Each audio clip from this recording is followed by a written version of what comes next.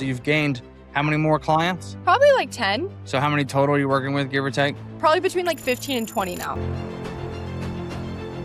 My closing rate last month was like 45% or something like that. Before that, it was like hardly 20%. So it's doubled and more. From a cash perspective, our biggest win is the fact that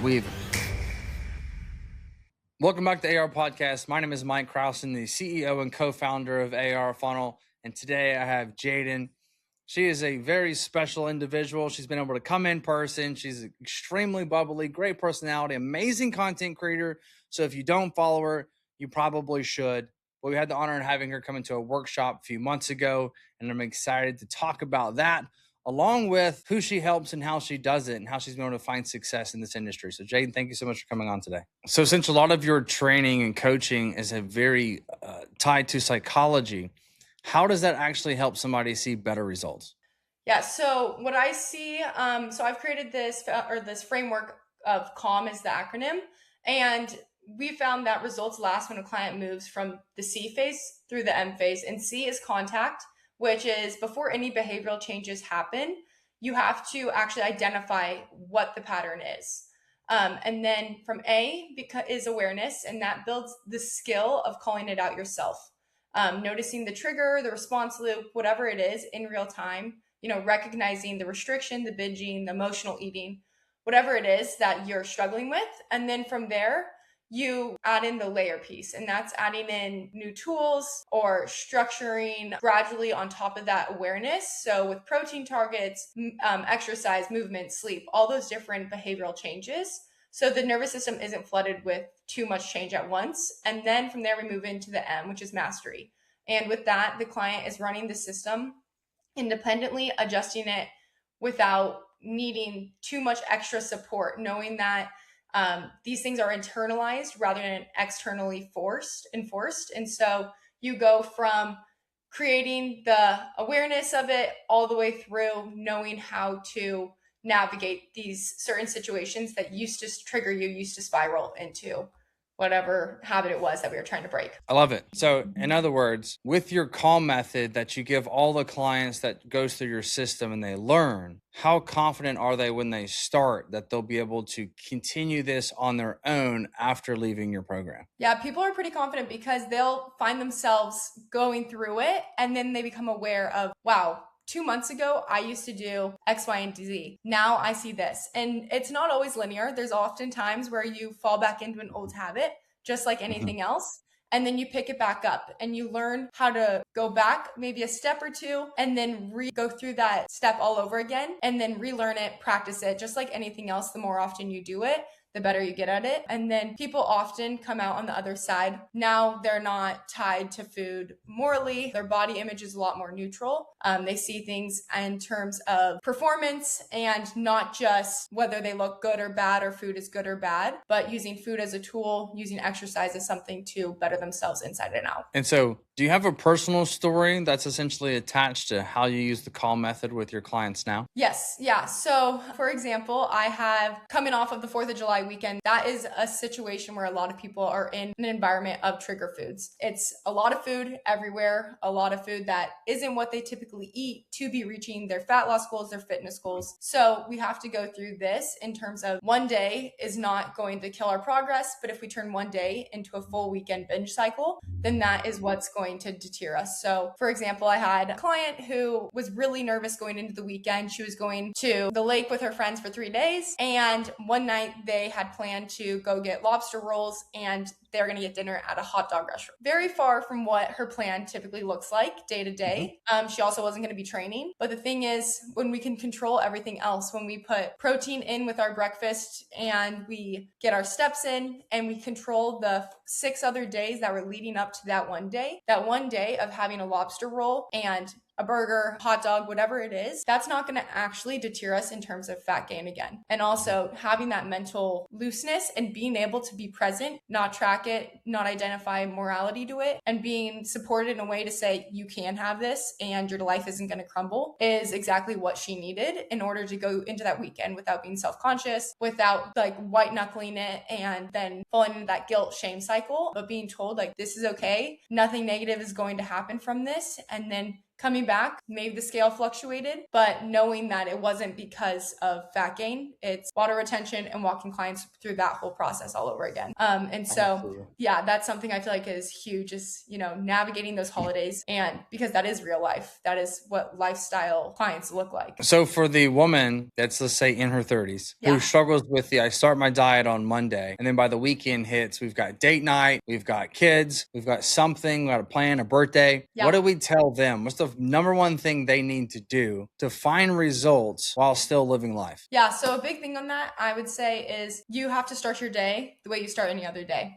Get movement in, anchor it with protein. If you're going into the evening already hungry because you've been saving your calories all day to go splurge at night, you're going to overdo it and you're going to feel bad.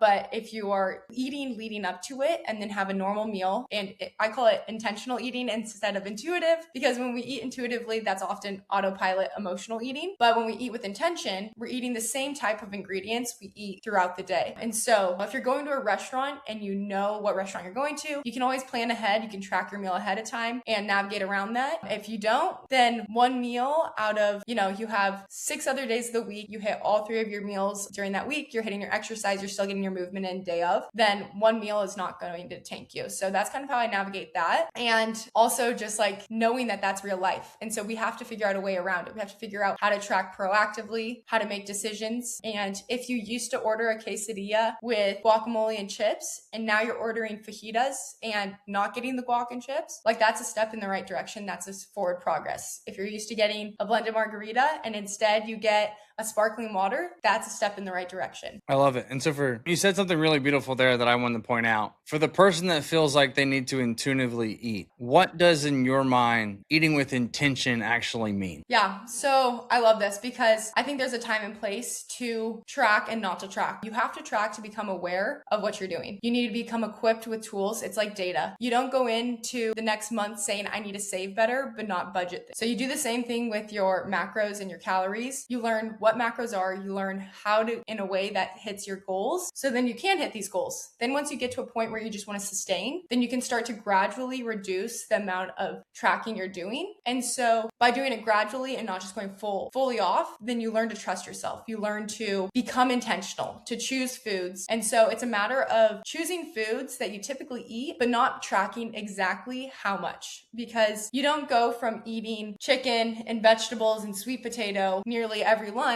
to then chicken and waffles, like that's not what you typically do. So it's sticking with those core principles of the foods that make you feel your best, and then just not tracking the apportioning of it. When somebody comes to work with you, what is a promise that they can make to themselves that you'll able to help them to fulfill? I think a lot of women come and they want to feel more confident. They want to have a little bit better body image, conversation with themselves. They also want to feel typically neutral around food, is the best way to describe it. And so I think in that way, it's enforcing that over and over. It takes time, it takes repetition of the way we talk to ourselves, the way we talk about others. Are we labeling things as good and bad? Are we identifying people as skinny, fat, ourselves that way, or whether someone looks really good because of a certain weight or stuff like that? And so just tying it back into, you promised yourself that you were going to work on, that you wanted to become better with your relationship with food, the way you talk to yourself. And so reminding them when they're using certain words of, I had a bad week, I fell off, I'm the worst client, of no, that's not true. This is actually what's going on. And this is exactly how we move past that. We start to eliminate the good, bad, the cheat, the on track, all of those words, and make things far more neutral. And it takes away the power of it. I love it. Man, you've got some really great knowledge on the psychology of getting women to actually start to adhere to a program and not just follow a diet, but living the lifestyle that produces the changes. And obviously we knew that because I'm inside the business and I see how many people you're helping and the impact that you're creating. So thank you for sharing all that. I know this can be very helpful for a lot of people. And so I'm going to switch directions really quick. And how long have you been with AR now? I want to say since May. So 2 months. Only 2 months? I think so. Yeah. Man, I felt like it was longer than that. Now I feel like I got to look it up. I know. 2 months. Okay, awesome. Oh, and wait, so maybe no, that's not right. You came to a workshop 2 months ago. May. Okay, wait. Then I came. It could be March So- because I get my M's mixed up sometimes. That's fair. That's fair. You signed up April 1st. April. Okay. April 1st. So here we are, mid-July. So we have April, May, June. All right, so almost 4 full months. Yeah. Cool. So you signed up with us 4 months ago. And I was like, that's like, what did you do then that you hated doing that we were able to help fix or replace? My onboarding process. That used to Okay. like drive me crazy because it would take me so long. Even from going from DMs then to getting the client set up in Trainerize, it was so many Mhm. steps. And as I was like setting them up in Trainerize, I would be missing things and then I'd like look pretty unprofessional having to go back and fix things in Yeah. retrospect. So having that where I get people from my DM into the system, set it up through my now work phone. And then once I get on the call with them and they get all these reminders, I think the reminders are also very helpful. And then just setting them up through AR, everything gets transferred to Trainerize and all the reminders for check-ins and all those things are just automated. So it helps me get clients in the system a lot faster, I would say. Did you have a hesitation or what was your biggest hesitation before signing up with AR? Yes, I definitely did because I had like a kind of poor experience with a business coach before. So I was like, oh, am I going to be investing my money into something that doesn't actually do what it's telling me it's supposed to do? And so I was definitely hesitant in that way. But yeah. And then before you signed up, what was our monthly income? Well, it was kind of skewed because I had like a good month of paid in fulls before. So I think it was like around 5,000, probably like just right around that. Okay. And what's been your best month since joining AR? Well, I'm still like about the same, but my recurring revenue now, it went from like 2,000 to now nearly 5,000. So okay. that's So a that's big right. jump. Yeah. I remember account manager telling about that. So your objective was I want to make more stable income. So instead of selling a bunch of PIFs, what we did was we've built the roster up. So you've gained how many more clients? Probably like 10. So how many total are you working with, give or take? I would have to look. I have like a lot of friends that were like free. So my paying client, I'm probably around probably between like 15 and 20 now. Okay. So basically you've like doubled the roster size. Yeah. It's just we didn't do paid in fulls. We did into monthlies because we wanted to build a monthly recurring revenue to have more sustainable business model. Yeah. So since I left So the our win workshop, isn't from a cash perspective. Our biggest win is the fact that we've doubled our roster size and creating more of a reoccurring stable business. Yeah. And since like I was in town for the workshop, my recurring revenue went up like $1,800. So that's like in a month and a half or so. Which my goal for like the 90 days following the workshop was to get 3 more recurring revenue clients per month. So yeah. I love it. I love it. And for those that don't know, she's talking about, she came out to one of these workshops, which is our coach operator workshop, where she got to be, that was a really great group. We had a great group of coaches. Yeah. It was a fun group. That was a fun group. We had a 2-day workshop in Dallas, had a great time, learned a lot. I know you took a lot away from that. Sounds like you're already getting a nice ROI from just the knowledge that you did learn here. And I'm excited to see where you go because that was only 6 weeks ago. So yeah. I'm excited to see what happens next. And so to the coach that's doing that $5,000 a month, that's thinking about, do I need a CRM? Do I need to work with AR? Or do I need to get more leads first? Like, what would you tell that person that's kind of on the fence, that's thinking chicken or the egg? Yeah. So for me, I decided it was the best call because I wanted to set my foundation before it like overflowed and I had to go back and fix the gaps in putting a system. And I think that's the best thing because now I just feel confident in my ability to scale, being able to have a foundation that I know people are going to get their reminders. They're going to show up to their calls because they're getting the links right beforehand.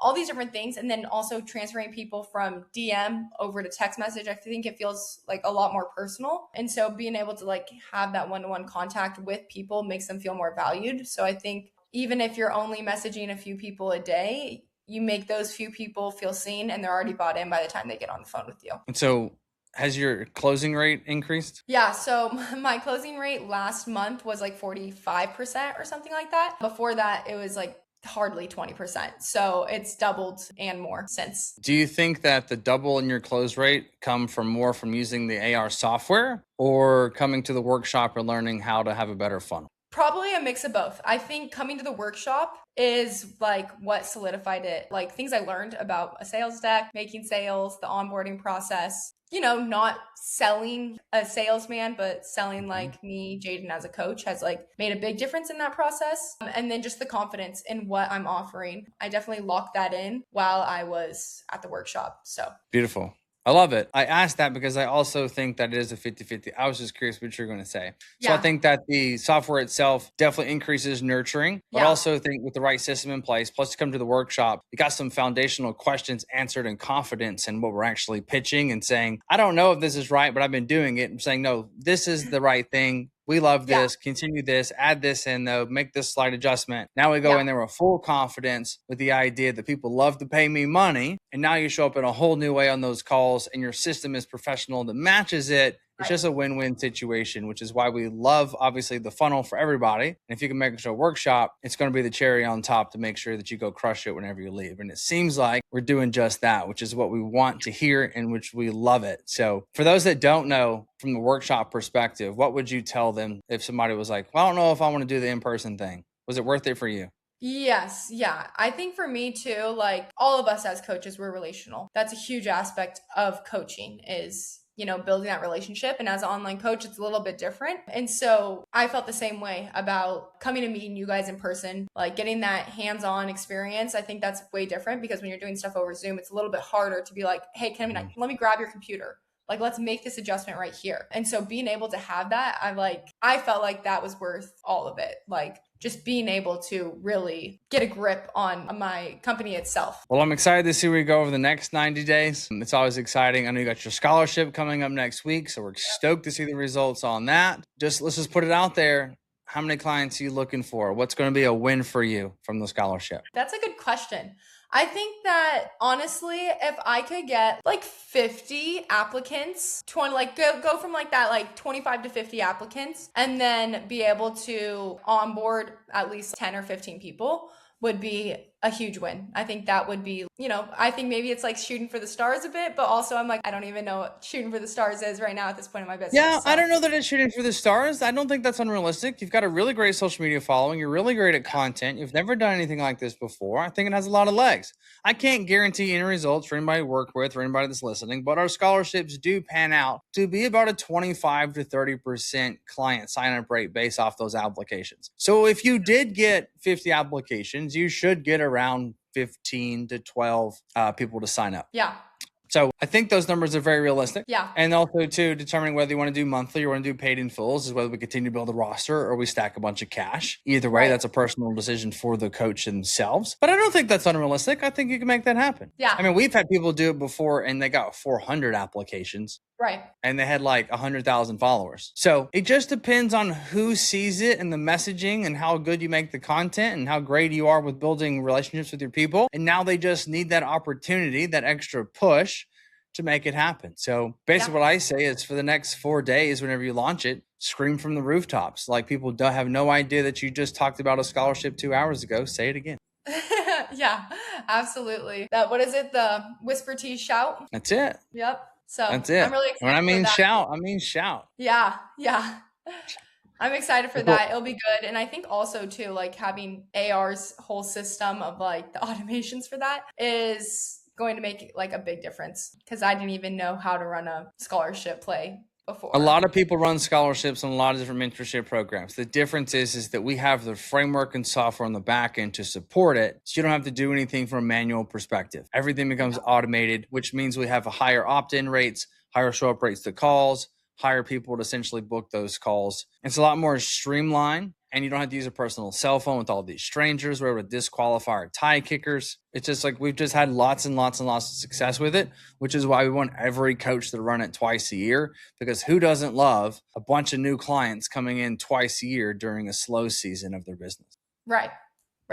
Yeah. Cool. So I'm excited. Well, thank you so much for coming on. I'm excited for you.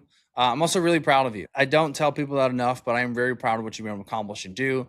I'm excited to see where you go. You have a very bright future ahead of you, which I know I've told you that before. And so I'm excited to see what you can do and where you're at. And I'm honored to have you on the team here at AR Funnel. I know the team is as well. You've been a rock star. So thank you for coming on today. And I look forward to seeing you again at the next workshop. Yes, thank you. I'm so excited for this next season of life and this business. And I'm so grateful to be a part of this team. And it really does feel like a team. Like I feel like I am, a part of AR Funnel. So Well, thank you, Jayden. I appreciate it. Talk with you soon.